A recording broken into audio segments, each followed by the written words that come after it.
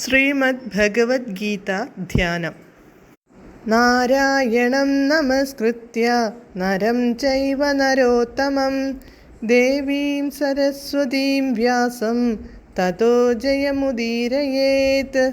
നഷ്ടപ്രായേഷു ഭദ്രേഷു നിത്യം ഭാഗവത സേവയാ ഭഗവതേ ഉത്തമശ്ലോകേ ഭക്തിർഭവതി നൈഷ്ടകീ. മൂകം കരോതി വാചാലം പങ്കും ലംഘയതേ ഗിരിം യത്കൃപാതമഹം വന്ദേ പരമാനന്ദമാധവം. ശ്രീഗുരും ദീനതാരിണം ശ്രീചൈതന്യമീശ്വരം. ഓം അജ്ഞാനതിമിരാന്ധസ്യ ജ്ഞാനാഞ്ജനശലാകയാ ചക്ഷുരുന്മീലിതം യേന തസ്മൈ ശ്രീഗുരവേ നമഃ.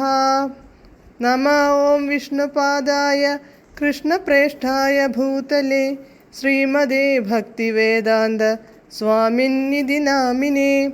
നമസ്തേ സാരസ്വതേ ദേവേ ഗൗരവാണി പ്രചാരിണേ നിർവിശേഷ ശൂന്യവാദി പാശ്ചാത്യദേശതാരിണേ. ജയ ശ്രീകൃഷ്ണ ചൈതന്യ പ്രഭു നിത്യാനന്ദ ശ്രീ അദ്വൈത ഗദാധര ശ്രീവാസാദി ഗൗരഭക്തവൃന്ദ. ഹരേ കൃഷ്ണ കൃഷ്ണ കൃഷ്ണ ഹരേ ഹരേ, ഹരേ രാമ രാമ രാമ ഹരേ ഹരേ. ഹരേ കൃഷ്ണ കൃഷ്ണ കൃഷ്ണ ഹരേ ഹരേ, ഹരേ രാമ രാമ രാമ ഹരേ ഹരേ. ഹരേ കൃഷ്ണ കൃഷ്ണ ഹരേ ഹരേ, ഹരേ രാമ രാമ രാമ ഹരേ ഹരേ. ഭഗവത്ഗീത യഥാരൂപം. അധ്യായം 4. അതീന്ദ്രിയജ്ഞാനം. ശ്ലോകം 28, പേജ് നമ്പർ 269.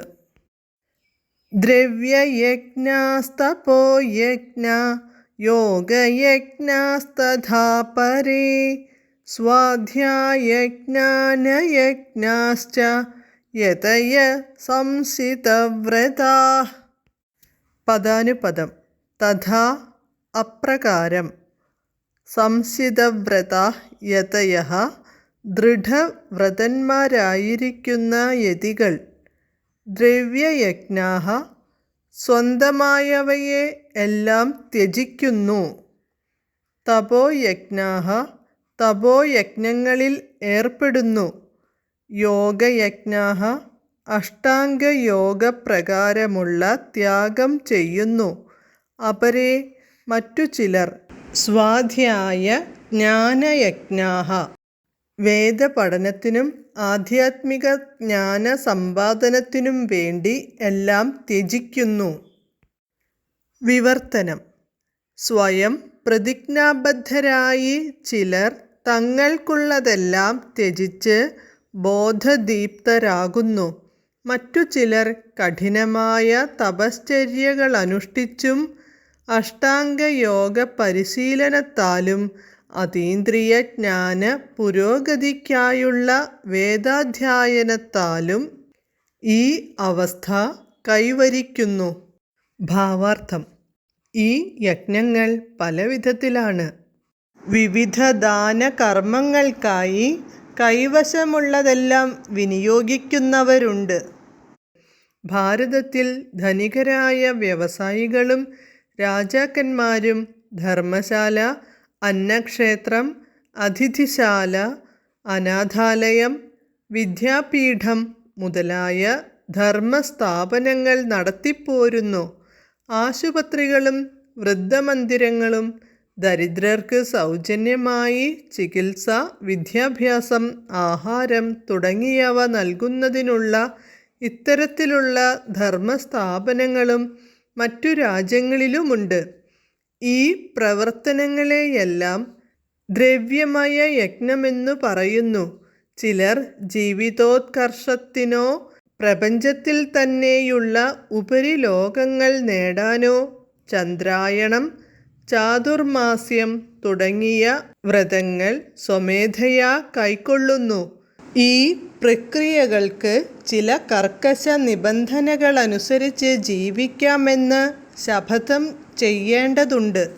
ഉദാഹരണമായി, ചാതുർമാസ്യ വ്രതമെടുക്കുന്ന ആൾ കൊല്ലത്തിൽ 4 മാസം ജൂലൈ മുതൽ ഒക്ടോബർ വരെ ക്ഷൗരം ചെയ്യാൻ പാടില്ല. ചില പ്രത്യേക ആഹാരങ്ങൾ ഭക്ഷിക്കുവാനോ ദിവസത്തിൽ ഒന്നിലേറെ തവണ ആഹാരം കഴിക്കുവാനോ വീടിന് പുറത്തിറങ്ങുവാനോ പാടില്ല. ഇങ്ങനെ ജീവിത സുഖങ്ങൾ ഉപേക്ഷിക്കുന്നതാണ് തപോമയ യജ്ഞം. വേറെ ചിലർ പാതഞ്ജല യോഗ പദ്ധതി പോലെ സ്വയം നിരപേക്ഷതയിൽ ലയിക്കാനുദ്ദേശിച്ചുകൊണ്ടുള്ള യോഗനിഷ്ഠയിലോ പ്രത്യേക സിദ്ധികൾക്കായുള്ള ഹഠയോഗം, അഷ്ടാംഗയോഗം എന്നിവയിലോ ഏർപ്പെടുന്നു. ചിലർ തീർത്ഥയാത്രകൾ നടത്തുന്നു. ഭൗതിക ലോകത്തിൽ പൂർണ്ണത നേടാൻ ചെയ്യുന്ന ഇവയെല്ലാം യോഗയജ്ഞങ്ങളാണ്. വൈദിക സാഹിത്യം, വിശേഷിച്ച് ഉപനിഷത്തുകൾ, വേദാന്ത സൂത്രങ്ങൾ, സാഖ്യദർശനം എന്നിവ വായിച്ചു പഠിക്കുന്നവരായിട്ട് ഇനിയും ചിലരുണ്ട്. സ്വാധ്യായ യജ്ഞമാണ് ഇതെല്ലാം. പഠനയജ്ഞത്തിൽ മുഴുകലാണ് ഇത്. ജീവിതോത്കർഷ സിദ്ധിക്കു വേണ്ടി വിശ്വാസപൂർവം വിവിധ യജ്ഞങ്ങൾ അനുഷ്ഠിക്കുന്നവരാണ് ഈ യോഗികളെല്ലാം.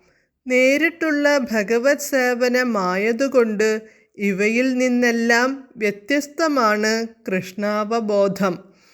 മുൻപറഞ്ഞ യജ്ഞങ്ങൾ കൊണ്ട് സിദ്ധിക്കാവതല്ലാത്ത ഈ അവസ്ഥ കൃഷ്ണൻ്റെയോ കൃഷ്ണഭക്തൻ്റെയോ കാരുണ്യം കൊണ്ട് മാത്രമേ ലഭിക്കൂ. അതുകൊണ്ട് കൃഷ്ണാവബോധം ദിവ്യമാണ്. ഹരേ കൃഷ്ണ.